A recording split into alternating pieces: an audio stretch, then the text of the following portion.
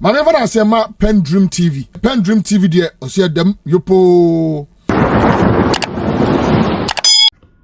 A renowned lawyer and a ranking member of the MPP, lawyer Ansa Asare has also joined the critics to condemn the action and the behavior of the Chief Justice Torkornoo, which I would like you to join me listening to what he said and how he condemned him or criticized him.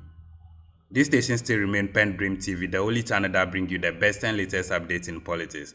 If you are new here, please don't forget to subscribe to the channel, hit the notification bell, like and also share to other members to watch as well. You can equally leave a comment at the comment section after watching. Please, your comments are most important to us. Do drop a comment after watching. Or send us a voice note on our WhatsApp number, which is 0277128777. Thank you. Without much time wasting, I would like you to join me listening to the details of the discussion. Thank you. We'll recall that warning that the Chief Justice during that press conference put out. Reason why she says that in her view, as a country, we should all be concerned about how the process is playing out. That's the warning that she put out. Take a look at this. If the nation is willing to accept these developments in its democratic journey, it must be understood that I sounded the warning and the nation took the decision to be passive about it. I cannot share the burden of those involved in designing and implementing this enterprise of pretending to use Article 146 proceedings to remove a Chief Justice through unknown and unlawful means by keeping quiet about the violations of law and due process. Neither can I make anyone's burden lighter by resigning or retiring, instead of proving that not even one of these wild claims in a collection of petitions is even remotely true or meets the standard required for removing a judge. She says this entire process is a pretense of using 146, essentially. And all of that detail, as we are restricting ourselves from going into the merits, not going on that same path, it's not even remotely close to any threshold of removing a Chief Justice. So why are we on this path? Has that press conference made her case any good, at least from where you sit? Well, I've been quiet for...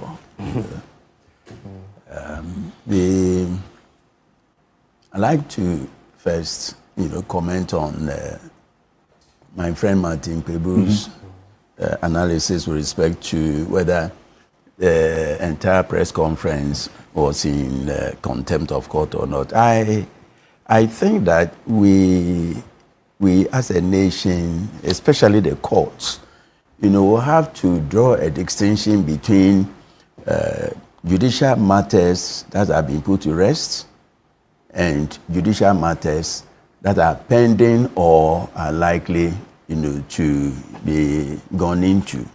Where a judge or a committee makes a ruling and it is finished, as far as that issue or question is concerned, commenting on it, is not contemptuous of the court. Because it's been done, it's been executed, it's been consummated, finished.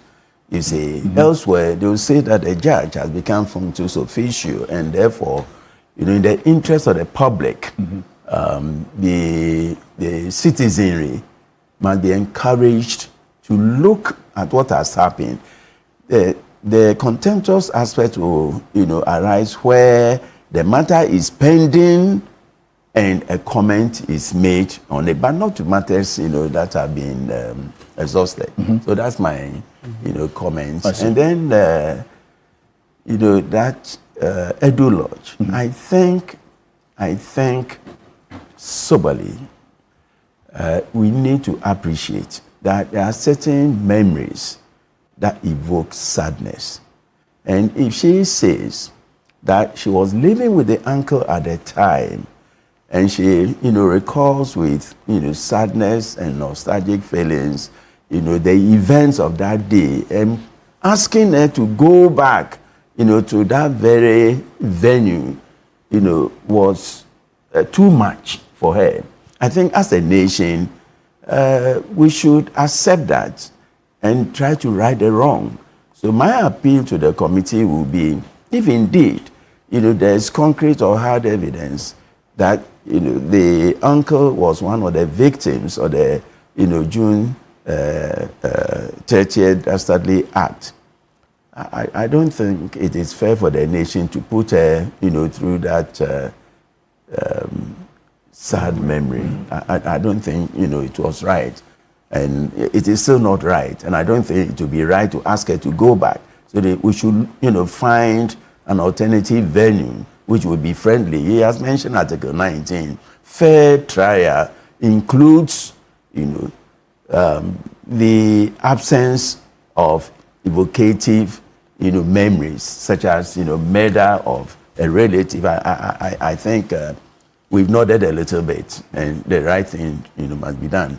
Now, about this whole press conference, I think that it was unexpected and in clear violation of Article 146. How did they violate Article 146 exactly? Unexpected. A Chief Justice or a Justice of the Superior Court or a chairperson of the Regional Tribunal must not do that.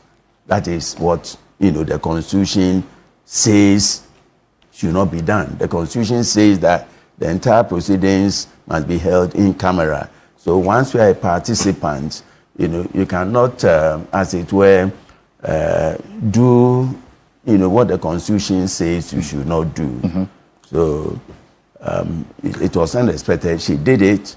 She has alleged 6 violations, but that's the very first fundamental violation, coming, as it were, from the chief judge, who is in charge of the entire civil justice system, the entire criminal justice system. So it was unbecoming.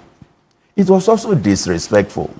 Disrespectful to who? Very disrespectful because, she being the Chief Justice knows that when you go to court, all answers and questions, are to the judge, to the court. So if a litigant is being, uncivilly, the litigant or the party or witness is reminded that you are before the court and your answers are to the court, your questions are to the court. So be civil, be decent, show some, decorum. And she being, the number one, person to uphold and defend that process, and then sacrificing it, to the altar of frustration, I think, was another faux pas. I mean, she shouldn't have done that. The president set up the committee. Any attack, any onslaught is directed, at the president. So she ought to know that what she was doing was disrespectful to the first gentleman. Disrespectful to the president? To the president, yes, the first gentleman. And that's, why I say that she should eat a humble pie and apologize to the whole nation. That this is something, upon sober reflection, she shouldn't have done, but she was driven, as a result of the, frustrations, within her, and she felt, she should voice them out. But next time, she may not do that. We all err sometimes. Not only was it unexpected. You're expecting the suspended Chief Justice to apologize to the nation? To the nation, yes. For addressing the press conference? Yes, because, she's been boxed into Article 146(8). You see, Article 146 carries 11 clauses. And each clause, the president is reasonably expected to act. So if you look at, Article 146(9), the president, every step the president takes must be in accordance with the Constitution.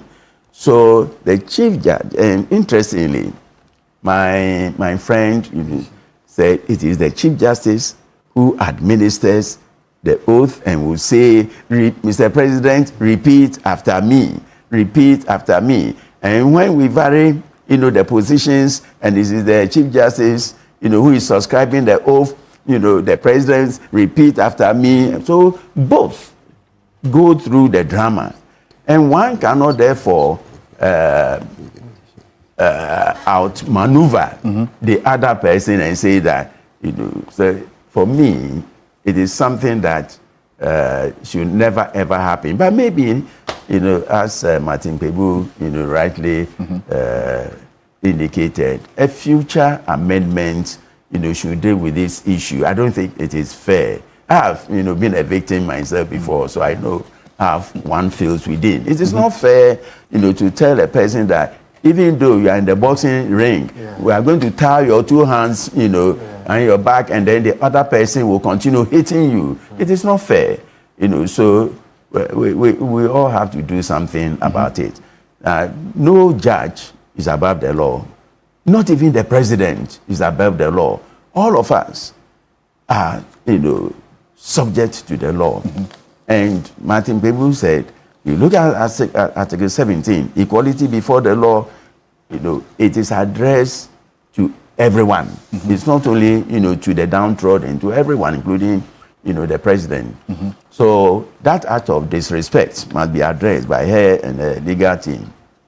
I see. Then it was also unacceptable. Her whole conduct in taking to the press, must be roundly condemned.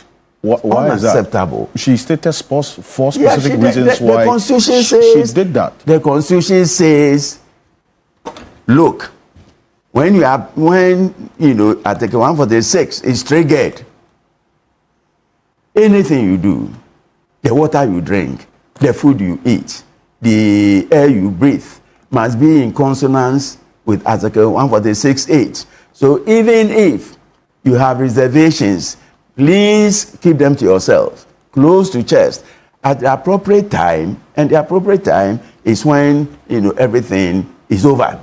That would be the appropriate time, to,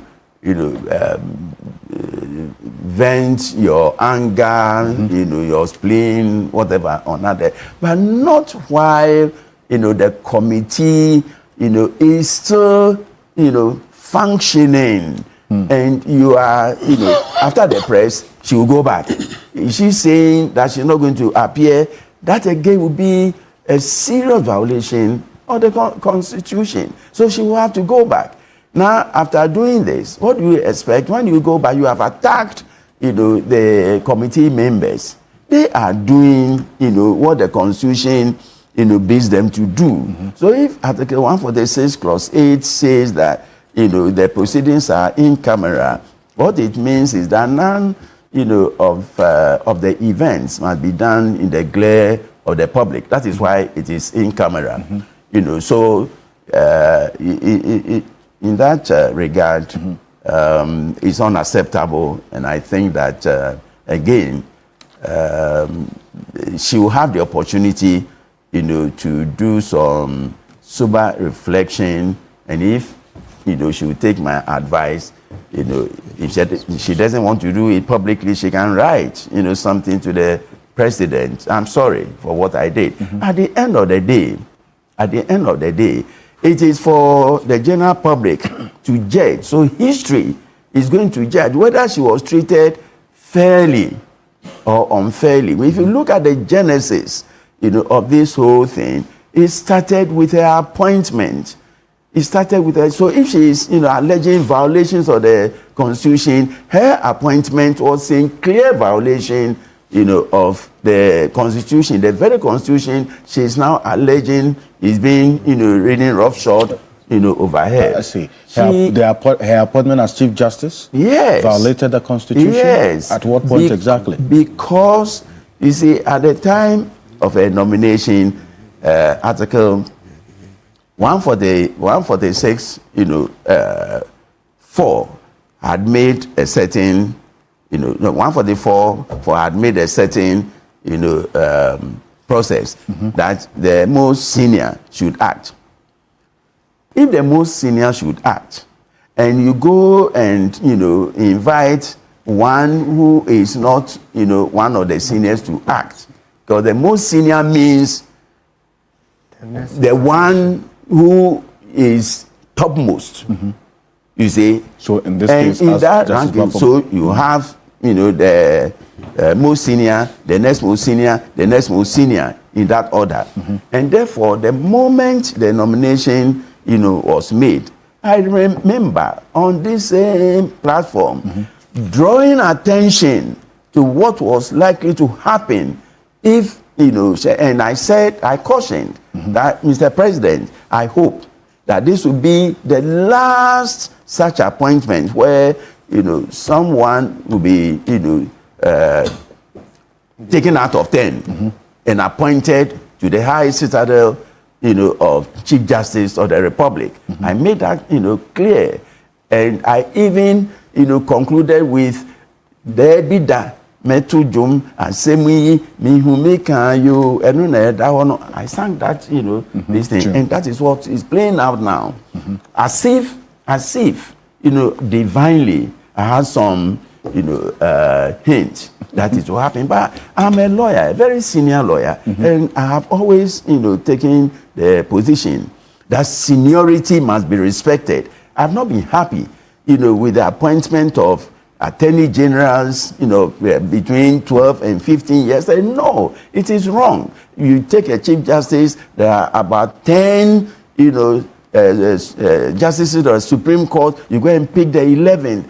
You know, you are, as it were, you know, destroying the very fabric of the judiciary. So because when you do that, that, you know, junior person is not going to get the cooperation of the seniors. And he or she will see himself or herself, you know, as being, you know, on the, you know, side, you know, alone, single-handedly. So she will, you know, by all means make recommendations to the president, and that's exactly what she did. Bring in people I can work with.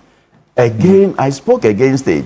Don't do that, because if you do that, we are going to have pockets, you know, of supporters within, you know, the Supreme Court. So 5 people on the side of the Chief Justice, another 3 on the side of the most senior, another 3 on the side of the next most senior. Is not good, you know, for our, you know, justice delivery system. It has happened. What do we do next? So even though the press conference was unexpected, it was disrespectful, it was, you know, unacceptable, nevertheless, it's food for thought, and it's a wake-up call that we have been living or coexisting with an ailing judiciary that now needs, you know, some serious emergency operation. And an ailing judiciary that needs serious emergency operation. Surgical operation. Well, how do we go about it? Let us respect the framework. The document we call a constitution has carefully, you know, diagnosed the ills of the society and attempted to provide solutions. So if you know, are dealing with the judiciary, then this is the way to go. Have we observed it? We are always, and I will not say, you know, that her leadership Torkornoo, you know, is the first. It's been happening since independence. Each successive president will have to find, you know, some people, you know, he can appoint, rely upon in the administration of justice. We must have confidence in ourselves, in our institutions, in the Constitution. That if the Constitution says that there are 3 branches or arms of government, and you add the press to make it 4, all of us will do, you know, what the Constitution says we should do, and never do what the Constitution says we shouldn't do. So we have a Chief Justice who has been boxed, you know, into a corner. She feels, you know, hopeless and helpless. You know, she looks around her, you know, there doesn't appear to be anyone supporting her what must she do? So she threw herself, herself out there into the public, front, and then we are lambasting her. Now, once you lambast her, she will feel that she has been, betrayed. But what she did was in utter betrayal of the very constitution she, subscribed an oath to uphold and defend. It's a lesson, to all of us that, when we are custodians, and play actors, there are certain things that we shouldn't do. But you see, underlying all of this, you get her sentiments so expressed in one of the statements that she made, that yes, there's secrecy as enshrined clearly in 146 to 10, the entire process that she's going through. But then again, if that secrecy was not put there to cover up an agenda, and so, even though the Supreme Court did not align with her thinking about this entire process being public, to the extent that she suspects a certain hidden, sinister agenda against her, she has to put it out and let her position, her view, her opinion be known about the entire process that she's been subjected to, which she describes as unconstitutional. Look. Yeah, but you see, the Constitution has insulated the judiciary, from the interferences of the executive. And when we say a court, it also includes, the justices. They have been insulated. Now, again, in an attempt to expose the weaknesses of the, justice delivery system, she has brought to the fore, what majority, of the general public have always been saying, that there's something fundamentally wrong, with the way we administer justice in this country. So she being, the topmost, administrator of justice, and, now feeling aggrieved. For once, she feels it. She has felt it. She must now put herself, into the position of the ordinary Ghanaian litigant who accesses the justice delivery system in the court. That, who complains that, for a small error of picking, an item in a shop, can be incarcerated in the court for many years. And then when they complain, shut up. You are before a court. The judge has taken a bribe. Shut up. Judges don't take bribes. Judges, are they not human beings? And therefore, if a litigant feels that, the justice the case required, was not forthcoming, or she was denied that justice, and has evidence that, a judge has taken, bribe, they should not, ask them to shut their mouth. Now she says that she doesn't, she hasn't taken a bribe. That is an admission that other judges, take bribe. And the litigating public know the judges who do take bribe. No human being ever, this is the, say that because I'm a human being, but I'm a judge. Therefore, there are some judges who are fine. They will never, and we know them. And there are other judges who will take, let us say it, and deal with the canker. It is not, when we say bribe, we always, look beyond our shoulder and say, it's the politician. Judges take bribe. Some judges take bribe. And if she is now saying, that she doesn't, but she's been given a raw deal, and the whole thing, the secrecy, as a cover-up, then what should the ordinary litigant say? Then the entire institution is a cover-up.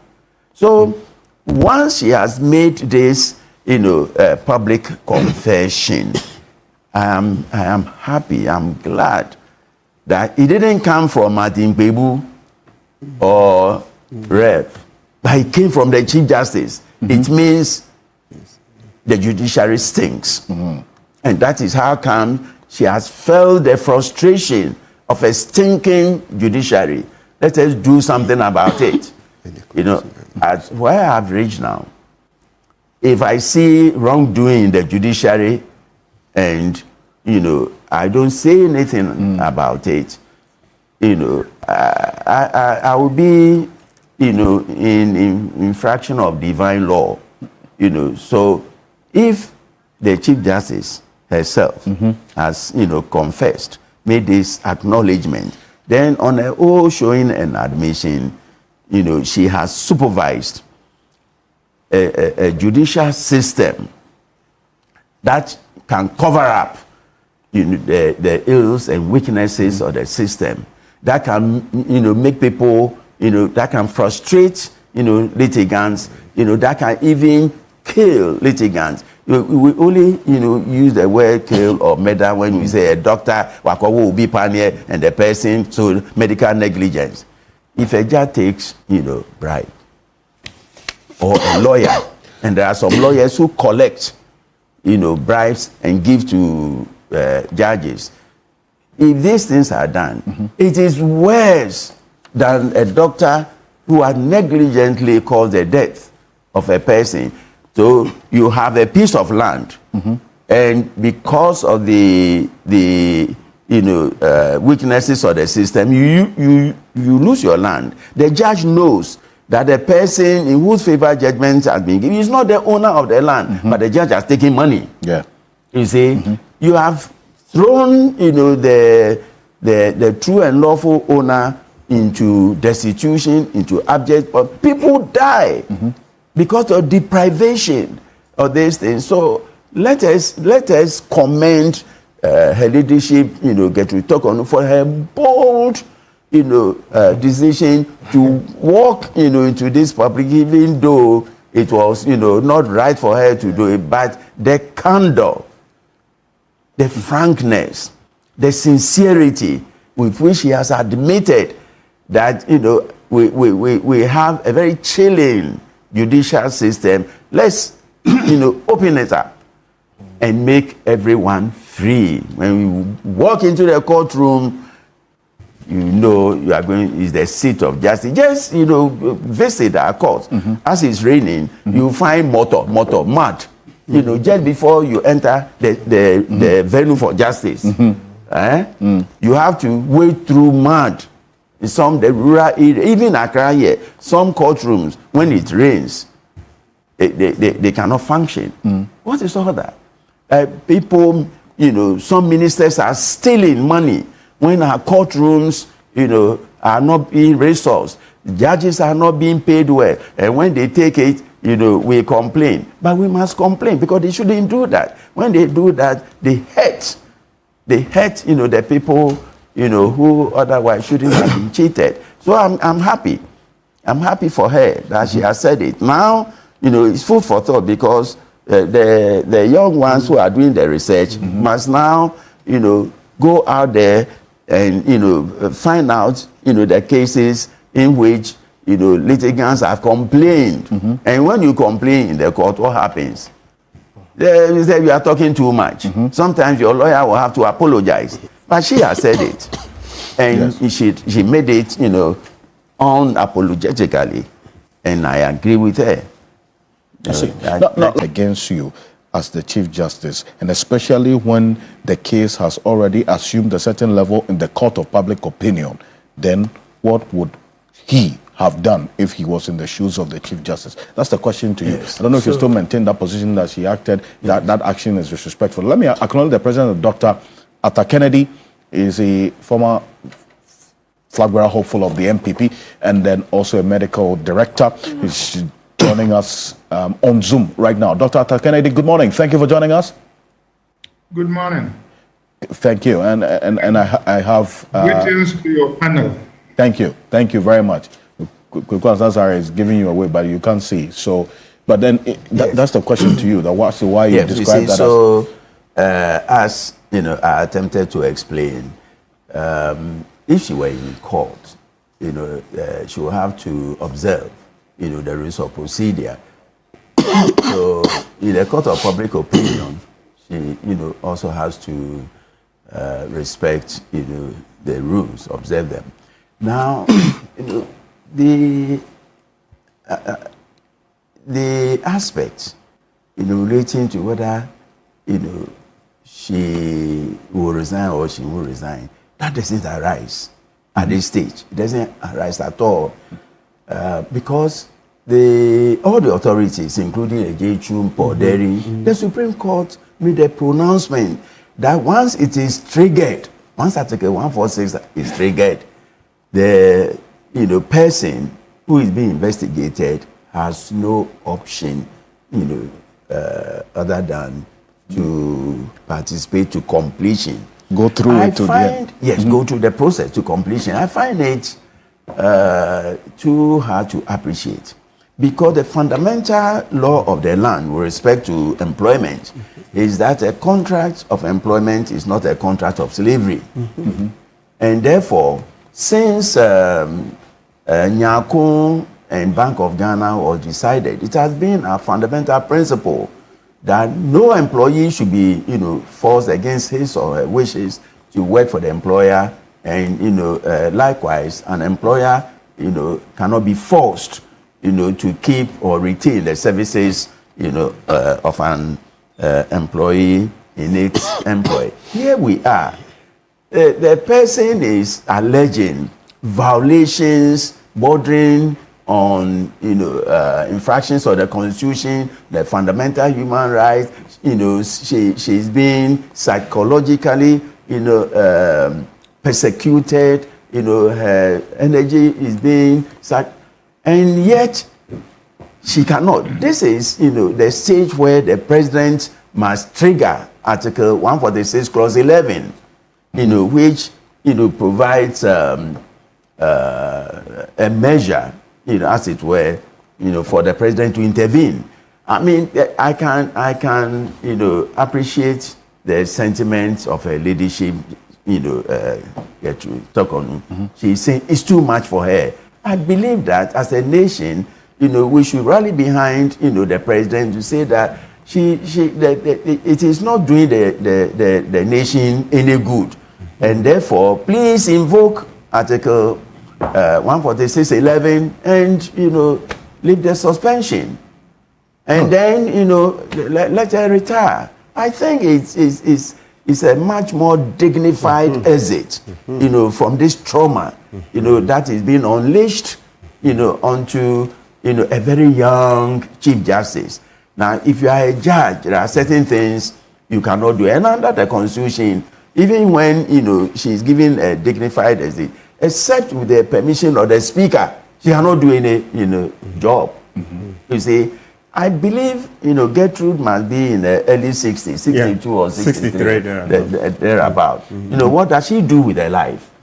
So my appeal to the president is, as a listening father, and being a father of the nation for all of us, this is we have reached a stage where a father must intervene. But that is if she herself as well is willing to do so. No, she has no choice then. No. But if she is willing, because she has indicated in the press conference that much to her own, personal discomfort, she's had to marshal all the necessary defense to go through the process. Because that's her posture. That's her posture. Yeah, but that is what Article 146 that she is willing to. Yeah, but Article 146.8 says that she cannot resign. That's what 148 is saying, that it's in camera. So once it's in camera, and whether you go to the press or back and forth and all that, let us finish. That is why the Article 146.11 says it is only the president who may decide to lift the suspension, because he was the person who took the decision to suspend, and therefore he's the only person. I don't think that if the president says I'm lifting this, and that is why the Council of State is there, that is why the Judicial Council is there, let them dialogue and save us, from this embarrassing drama that is unfolding, and our children and grandchildren are watching. It's not doing us any good, Internationally, our reputation as a nation is sinking, and we must do something to arrest it. So if I were the president, I will, use this press conference of my own Chief Justice. Mind you, she's our Chief Justice. Only that, we are using the word, suspended, to describe her until, the report, sustains the petition. She is the Chief Justice. If the petition fails, then she will be removed. And I'm suggesting that, given, what she has told the nation, giving her candor, giving her forthrightness, her sincerity, her passion, even if in so doing she shot herself wrongly in the foot, the president, should, take a line of least resistance, invoke article or rely on article 146(11), lift the suspension, and then, offer her a dignified exit, so that she takes an early retirement, voluntary retirement, pay her all that. She's done more than 10 years already, and therefore she qualifies to take, instead of, subjecting her, to the end and wallow, in sadness. People, if she's, on the street, people will be pointing, to the, there goes the Chief Justice. She, when some smile, they will interpret it one way. Even if she's, laughing, they will say that. Oh, I mean, it's not good, for us as a nation. Thank you for staying tuned. PENDREAM TV really appreciates your time, and once again says, God bless you for the good work you are doing and continue to do for us. May God bless you wherever you are. We cherish you. Stay blessed, and also subscribe for more video as a new viewer. Thank you. Dedi kama mamena PENDREAM TV ase. Now so far so good. Say open online portal e wo Ghana. Nipa share, nipa follow, nipa comment here. To my best of knowledge, without any biases, PENDREAM TV.